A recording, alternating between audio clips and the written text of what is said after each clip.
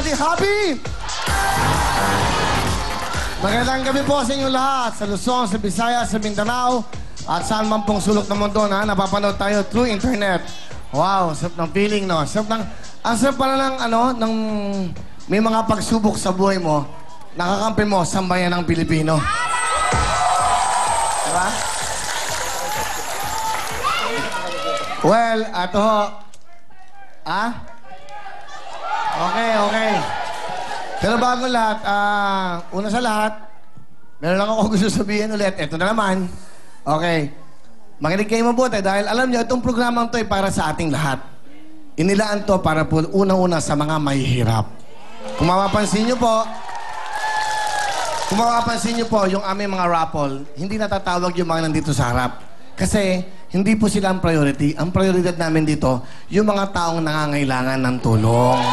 Yung mga nasa taas, yung pumipila, yung walang pambili ng gamot, walang pambili ng pagkain, natutulog sa labas, ni banig, ni wala. Sila po ang priority dito. Saka, alam nyo, mapapansin nyo, ang reklamo sa akin, lagi ako nagagalit. Sandali lang po, importante to. Nagagalit ako sa TV.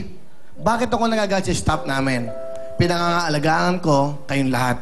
Una, pag may cameraman na nakatayo dyan, pinagagalitan ko. Kasi ulo niya napapanood nyo. Tama po ba?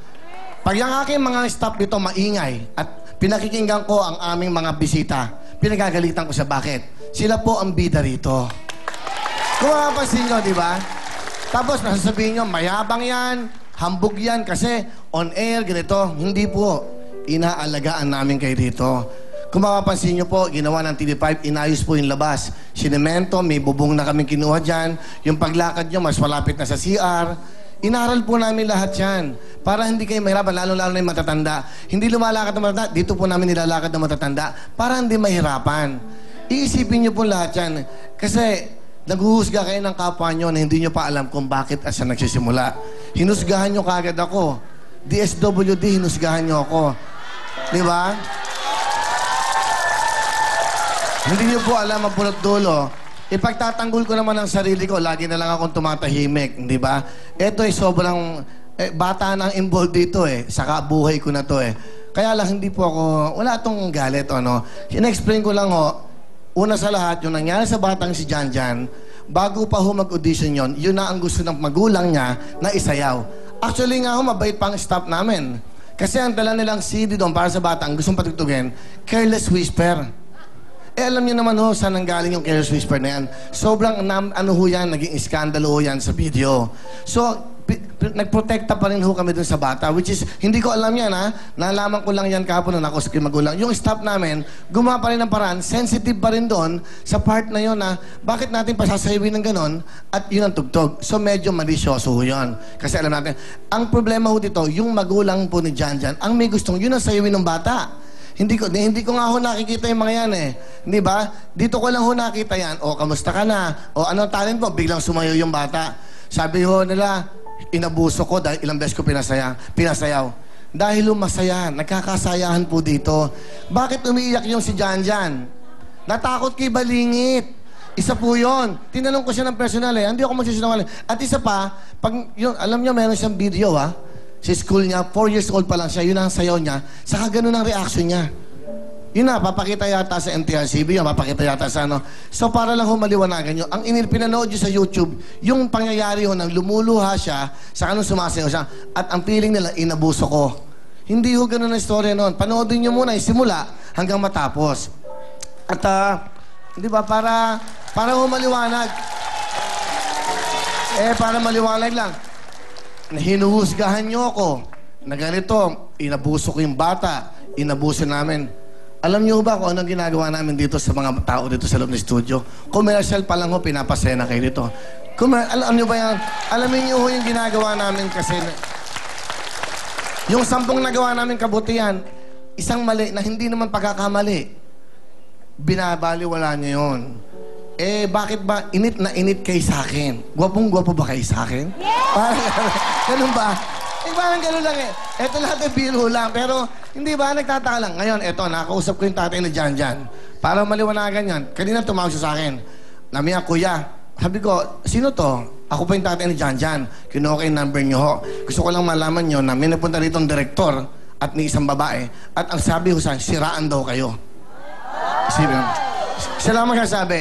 At gusto siyang kunin at gustong scholarship ng bata. Hindi ko po ginawa yon. Sabi namin, hey, wala ang kasalanan dito si Kuya Willie. Kami ang nagsabi doon sa anak namin na yun ang sayawin. May nagpupunta, may tumatawag, siraan ako, wasakin yung show. At ang sabi, eto, nakikita nyo na nangyayari, oh. Isipin nyo, and then pumunta ang DSWD doon, kinausap sila, tinanong, inutusan ko yung bata yun ang sayawin, ako hong pinupuntirya. Eh ano bang mali ko na isasayaw ng bata yon? If you will notice, kaya siya umiiyak na dahil kibalingit at wala daw siyang ngipin. Ayaw daw niyang umiti. Dapat maintindihan. In fairness sa MTRCB, kay Chairman kay Miss Mary Grace, ako ay salute you, ma'am. Kasi ang sabi niya, iimbestigahan muna namin bago kami magdesisyon. I think that's the way to do it. Wag muna kayo mag-uusga. Hindi ba? Kanina po, nasa Inquirer ako. Nasa Philippines na. Winasak na yung pagkatao ko. Wala na akong ginawa. Inabuso ko daw. Talagang ganito lang ginagawa ko sa ano. At ito pa ho masakit. Ginagamit ko daw ang mga mahihirap para sa programa. Ano ba nagawa niyo sa mahihirap? Ano ba binibigay niyo sa mahirap araw-araw? Kami ang nagbibigay sa mahihirap. Nakakatulong pa kami sa gobyerno. Hindi ba? Para lang po, hindi naman to, hindi to pag-angat ng bangko. Hindi ho. Hindi po yan. Tapos yung iba, sumulat na sa mga sponsors namin, sa advertisers. Ang gusto nila, mag-boycott ang advertisers. Napakasakit na ho ng umaabot na ho sa gano'n na bino-boycott yung problema. Wag nyo. Alam nyo, pag binoycott kami ng advertisers, yung mga nagmamahal naman sa amin, hindi nila bibili yung produktong yan. Pag sinabi, di ba? Hindi ho eh. Hindi naman gano'n ang labanan dito. Sa ating mga galit sa akin, hindi nyo ako kalaban. Actually, kakampi nyo ako dahil gusto namin makatulong sa mga mahihirap. Di ba? Simple lang ang buhay. Di ba? Lahat naman tayo mawawala sa mundo. Maganda yung bago tayo mawala sa mundo, nagsama-sama tayo magtulungan. At doon sa mga artistang nagtutweet sa akin, tumulong na lang kayo sa inyong mga kababayan. Huwag na kayong magsasalita sa tweet nyo. Hindi ko na mapakita ang mga pangalan nyo. Kasi pag binanggit ko sa inyo, maraming magagalit sa inyo. Mananiwala kayo sa akin. Maraming magagalit sa inyo pag binanggit ko pangalan nyo. Huwag na kayong mag-tweet, pare-pareho tayo nasa industriya. Mag-concert ka, kung sino ka man, ng libre at yung perang kikitain mo, ibigay mo. Okay? Yun ang dapat mong gawin. Huwag kang magtututweet. Sa mga ibang artista, pagkakasama tayo rito, saka alamin nyo muna yung ginagawa ng programa. Hindi namin kailangang ipakita on-air o off-air lang. Marami kaming ginagawang kabutihan sa ating mga kababayan. Hindi naman kailangan, in behalf of course, TV5, kasi ako po isa sa mga producers ng Willing Willie. Co-prod po kami ng TV5. So alam mo ng staff ko yan, alam nila yan kung sino. Dito ho, sa staff namin, pag may nakakasakit, akong personal nagbabayad ng ospital. Di ba? Yung karpintero namin, namatay yung nanay. Di ba? Yung isang dancer, namatay yung tatay. Akong personal nagbabayad yan. Hindi, para malaman nyo lang, hindi po ibang kumpanya. Sinasabi ko lang to sa inyo, ngayon kung tatanggalin yung programa, pinipilit nyo kaming mawala sa mundo. Sana kayo sumagot ng mga pangangailangan ng mga taong mahirap na ito. Di ba? Yun lang ho, simple lang ho. Magsama-sama tayo. Dahil problema, may tsunami sa Japan, may gera sa Libya, yung ating mga OFW, hirap na hirap umuwi rito.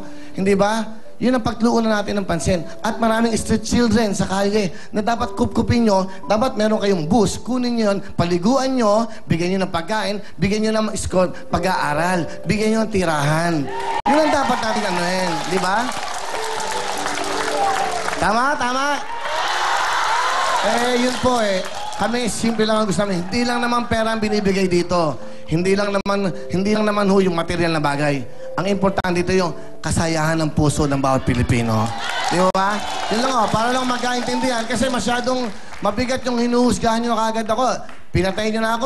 Cancer pa lang sakit ko, patay na ako Grabe yung nakasulat kanina, sobra ho.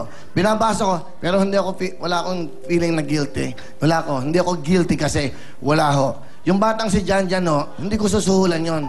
Hindi ko bibigyan ng pera yon, hindi ko bibigyan. Hindi ho. Dahil alam niyo bakit? Nagsalita sila ng katotohanan. Tutulungan namin siya sa gusto nila. Hindi yung sa gusto nila na ganito, bibigyan ko ng pera, bibigyan ko ng kotse, hindi ko gagawin yon. Kasi ayoko magsuhol ng kahit na sino.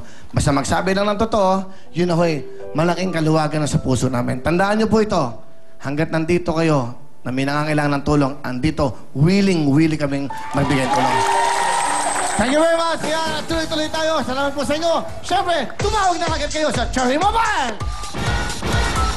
Ito na po ang cellphone ng bawat Pilipino, ang Cherry Mobile. Pamporma, matibay, user-friendly at napakarami pang features. May dual SIM, touchscreen at may TV pa. Sobrang mura po dahil po Cherry Mobile, it's only 999. Meron pong ganyan, may mas mahal. Pero may budget kayong 1,000, may Cherry Mobile na kayo. Kaya po cellphone mo, dapat atak Pilipino, Cherry Mobile na. Thank you so much. Dapat pag nagugutom ka, gusto mo mag-merienda, dapat lagi kami kasamang Oasis! Sorry po. Mula po noong 1970, paborito po natin mga Pilipino, masarap kasama sa tambayan, sinihan, o sa tahanan. Habang nanonood kayo ng Willing Willing,